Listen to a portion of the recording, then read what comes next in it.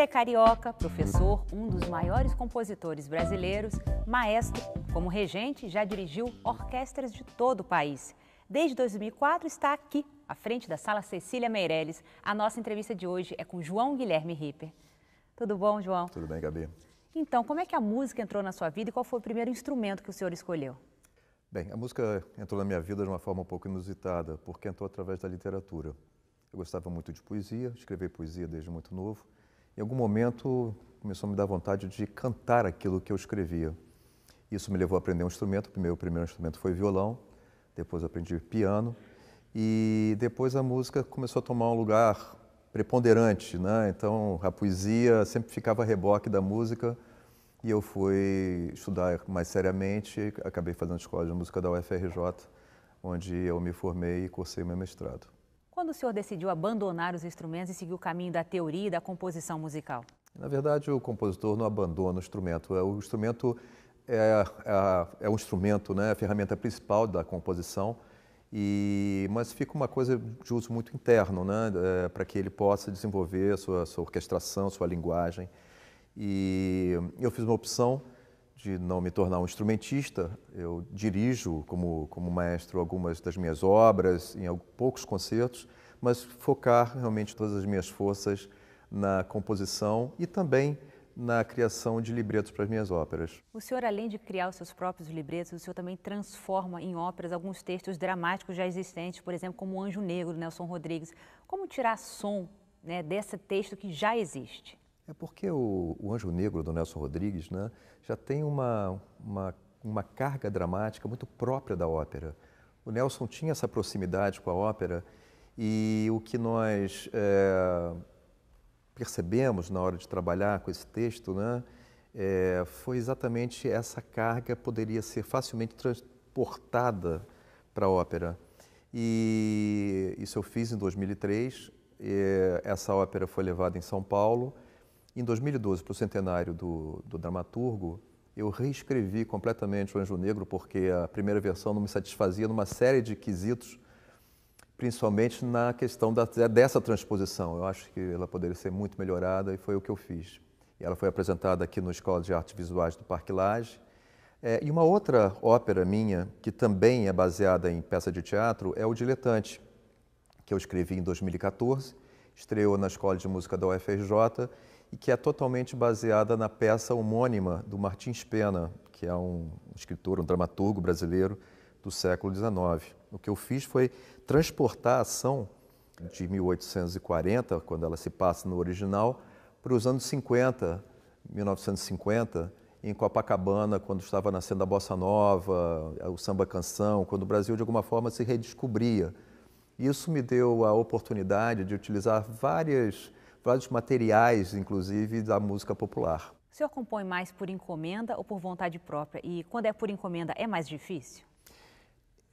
Hoje em dia tem sido mais por encomenda, mas sempre tem eu descubro minha vontade própria dentro da encomenda, até porque ela nunca é rígida a um ponto de me tornar, de me tolher criativamente, digamos assim. Há muito tempo que eu não faço porque quero fazer determinado tipo de coisa, mas todas as encomendas têm sido muito prazerosas, como, por exemplo, o ano passado, em que eu fui comissionado pelo Festival Amazonas de Ópera, que é o mais importante do país, né, talvez da América Latina, para escrever uma ópera especialmente para a 18ª edição, celebrando a 18ª edição desse evento, que é realmente importante para a ópera brasileira.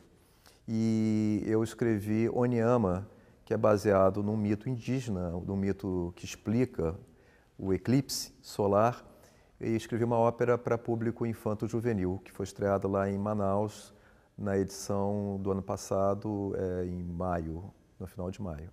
Compor é uma atividade muito solitária. Já o maestro tem que lidar com uma orquestra toda. Como é essa relação do maestro com a orquestra? É uma relação complicada? É uma relação complicada no sentido de que você tem que convencer 60, 70, 80 músicos que aquela concepção da obra que você está regendo, que eles estão tocando, é a correta. Você imagina quantas pessoas, quantos maestros regem, vamos dizer, a quinta de Beethoven. E chega um novo maestro para a mesma orquestra e diz, olha, essa concepção não é que ela seja melhor ou pior do que as outras que vocês já tocaram, mas é uma concepção minha que eu queria compartilhar com vocês e que vale a pena vocês tentarem fazer. Eu acho que é um trabalho muito de convencimento. Passa por uma questão de autoridade? Sim, passa, mas é muito mais de convocar do que propriamente de demandar. Muitas vezes estamos assistindo às óperas, não sabemos o que o regente está fazendo. Como é regência? Qual a função da mão direita, qual a função da mão esquerda? Em geral, não exclusivamente, a mão direita bate o tempo. Enfim, o que é o compasso que os músicos veem na partitura, né?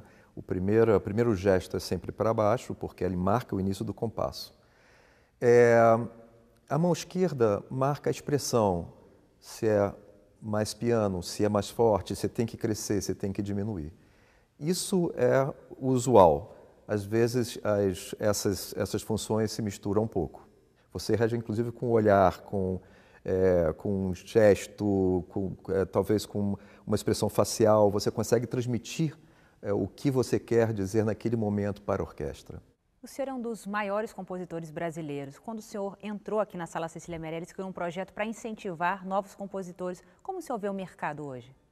É um mercado difícil, mas eu percebo muito, e percebi mais agora com o fim da obra de reforma da Sala Cecília Meirelles, que nós precisamos de casas de concerto como a Sala Cecília Meirelles, que nós precisamos de orquestras, como todas as orquestras brasileiras, maiores orquestras brasileiras, como a Orquestra Sinfônica Brasileira, a Filarmônica de Minas Gerais, a Orquestra Sinfônica do Estado de São Paulo, a Orquestra Petrobras Sinfônica aqui no Rio, a Teatro Municipal, para citar outra carioca, a orquestra da UFRJ, porque elas têm em sua missão incentivar a criação de novas obras. Então, elas têm feito encomendas. Eu sinto que o mercado está se ampliando pela ação dessas orquestras e pela ação também das casas que promovem concertos, dos teatros que promovem óperas e promovem concertos. Se não houver maneiras de tocar, não há por que encomendar. Então, é nossa função, quanto Sala Cecília Meirelles, como eu acho que é a função de cada um desses organismos que eu citei, de promover, de incentivar e de encomendar novas obras. E qual o repertório que passa aqui na Sala Cecília Meirelles? Gabi, um repertório eclético. Nós tocamos desde a música medieval até a música contemporânea, passando pelo jazz e pela música instrumental brasileira. Eu acredito que nós não tenhamos apenas um público, nós temos públicos com preferências diferentes, alguns, claro, que se superpõem. Então, nós procuramos oferecer uma escolha ampla para todos os frequentadores da sala. O que o nosso norte é sempre a qualidade musical acima de tudo. E para isso, com essa reforma, nós conseguimos ter também uma qualidade acústica superior. A acústica da sala já era muito boa, já era conhecidamente muito boa, mas nós conseguimos corrigir alguns parâmetros que necessitavam correções. E hoje em dia nós temos, sem dúvida, uma das melhores acústicas do país. Isso tem valorizado muito as nossas atividades e os artistas que aqui se apresentam. E quem diz isso não é apenas o público que está ouvindo. O próprio artista que está aqui sobre esse palco elogia muito, porque ele se sente completamente envolvido por aquilo que ele toca. Há um retorno natural do que ele está executando, e isso favorece muito a criação, isso favorece muito a performance, enfim, e a interpretação de grandes obras do repertório e de novas obras também. Tem algum estilo que o senhor ainda pretende trabalhar que ainda não conseguiu contemplar aqui nessa casa? Bom, como eu te falei, a gente trabalha com uma escolha muito ampla, né, de repertório, muito diversificada.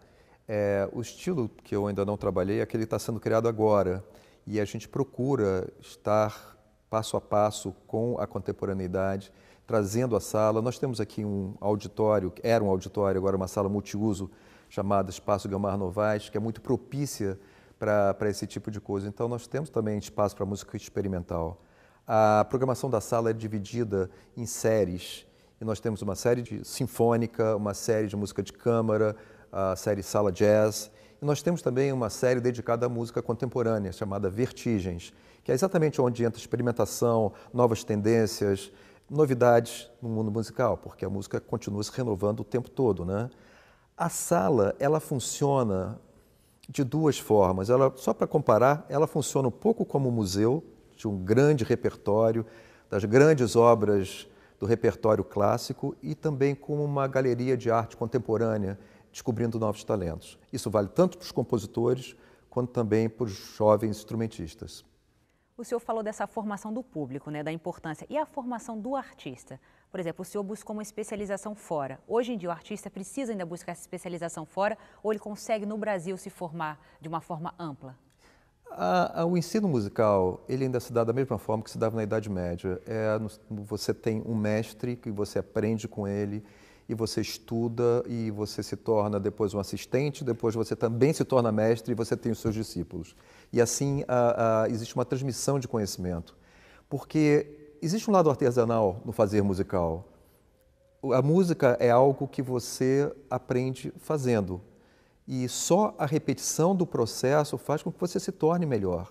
Quando você tem contato com grandes mestres, isso te dá a oportunidade de observar estilo, técnica, maneiras de interpretação. E esses grandes mestres, às vezes, vêm aqui ao Brasil, vêm a se apresentar aqui na Sala Cecília Meirelles, e nós damos a oportunidade de que jovens instrumentistas venham ter masterclasses com esses professores, com esses grandes artistas. Existe essa possibilidade, existe também essa possibilidade de você ir para o exterior trabalhar com grandes compositores, grandes violinistas, violoncelistas, pianistas. Também isso é uma possibilidade. O senhor, quando esteve nos Estados Unidos, fez uma associação de compositores. Como o senhor vê toda essa discussão dos direitos autorais hoje no país? Com a entrada da internet, essa discussão se tornou muito complexa.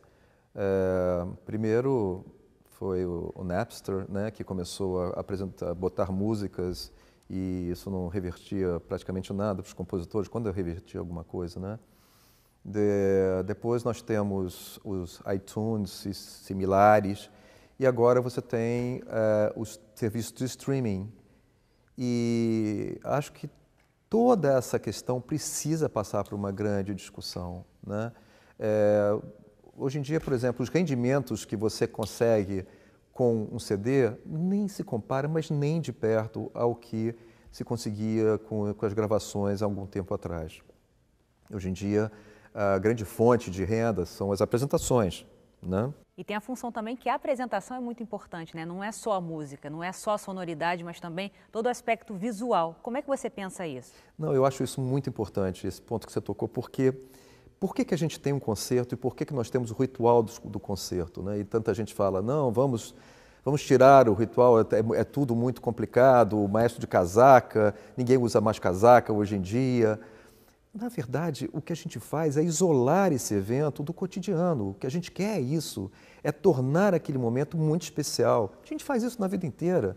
A gente faz isso quando a gente casa, a gente faz isso num aniversário que é muito especial, numa celebração, a gente isola, a gente faz uma festa, a gente cria todas as condições para que aquele evento saia da rotina. E é o que a gente faz também. Então, por mais que eu seja favorável a que se simplifique um pouco esse ritual, eu sou completamente contra abolir esse ritual. Eu acho ele importante porque é um momento que você não está falando ao celular, em que você não está na frente da internet, que você está ali para ouvir música, se emocionar, ter um contato espiritual com a arte e com a ideia de um compositor. Isso merece toda a atenção, né? Então, acho que isso é muito importante. A gente tem que dar muita atenção em relação a esses processos que às vezes tentem eliminar ou simplificar o que é, na verdade, o cerne da música. Não é o cerne, mas enfim, mas é uma parte importante do fazer musical. Como é o seu processo de criação? Gabi, é uma pergunta complexa, porque nem sempre se dá da mesma forma, mas vamos lá, começa com uma ideia. Essa ideia, eu começo a trabalhar em cima dela, a mastigar essa ideia, a desenvolver essa ideia.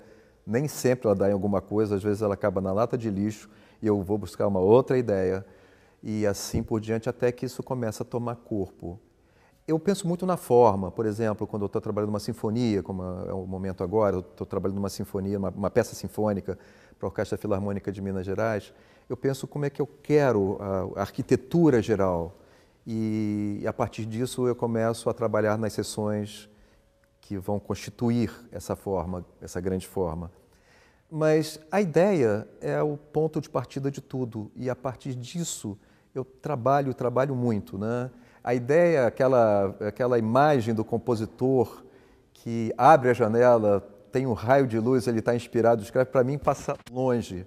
Eu tenho muito trabalho, muita transpiração, 80% de transpiração, uns 20% vai, alguma aspiração, talvez uns 5% de inspiração. Aqui, conversando com o senhor, a gente percebe esse amor, esse apreço que o senhor tem pela música. Como o senhor tenta passar isso, tanto como compositor, como maestro? Como compositor, eu tento passar pelo amor que eu tenho a compor aquela obra.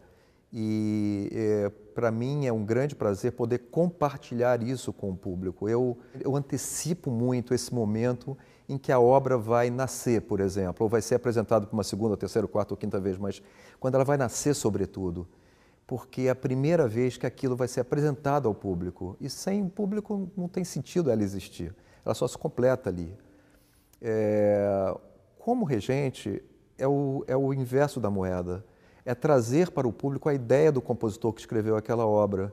É ser o mais fiel possível, dentro do entendimento que eu tive ao estudar a partitura, o mais fiel possível na minha interpretação, trazer essa ideia ao público que está ouvindo. João, muito obrigada pela sua entrevista, por abrir aqui a sua casa e um pouco da sua história para a gente. Obrigado a você, Gabi. Foi um prazer.